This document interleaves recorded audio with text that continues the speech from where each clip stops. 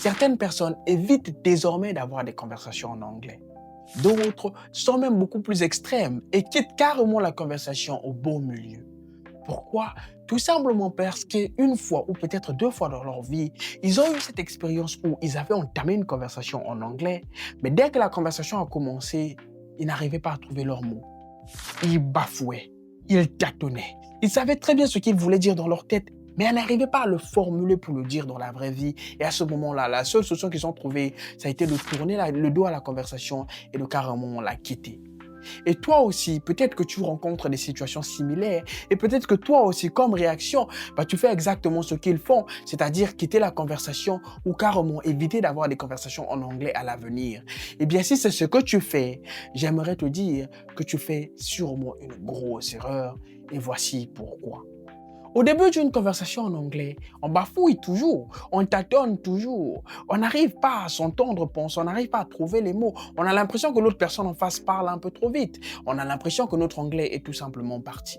C'est quelque chose que toi tu ressens et c'est aussi quelque chose que j'observe chez beaucoup de mes étudiants.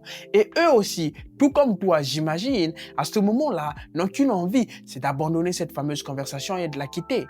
Mais à ce moment bien précis, je leur dis exactement ce que je m'apprête à te dire. Reste là, tiens bon et continuons notre conversation. Et c'est à ce moment précis que quelque chose de magique va se passer.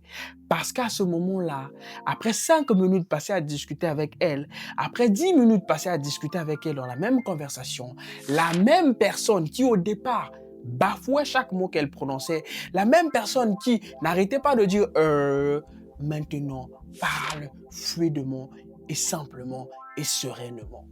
Non pas parce qu'elle est devenue meilleure, non pas parce qu'en l'espace de 5 minutes, elle a eu le temps de garnir son vocabulaire avec 200 nouveaux mots. Non. Tout simplement parce qu'après avoir passé 5 minutes à discuter avec une personne en anglais, il s'est passé quelque chose dans sa tête que je voudrais absolument que tu gardes en tête.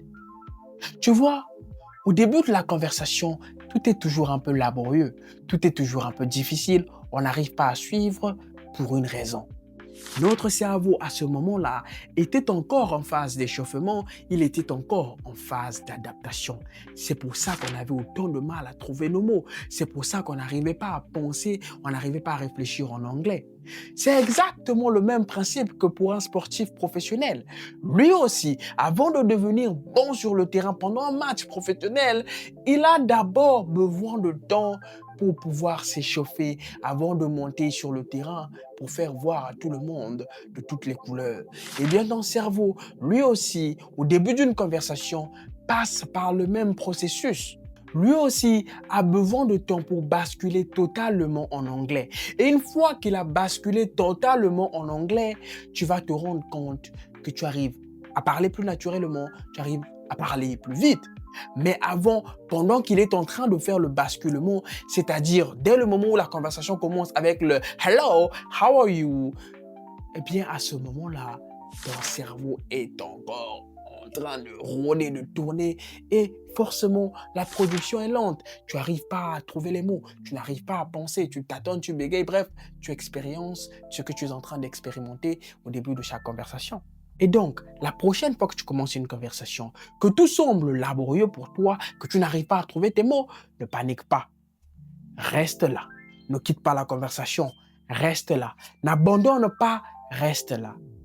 Continue. Même en tâtonnant comme ça, accroche-toi à la conversation parce que pendant que tu es en train de tâtonner, c'est juste ton cerveau qui est en train de te dire « Attends-moi, laisse-moi le temps de basculer totalement en anglais. » Et après 5 minutes dans la conversation, toi aussi, tu vas te rendre compte que c'est beaucoup plus facile pour toi de parler fluidement, parler naturellement, sans bégayer et comprendre la personne sans aucun effort.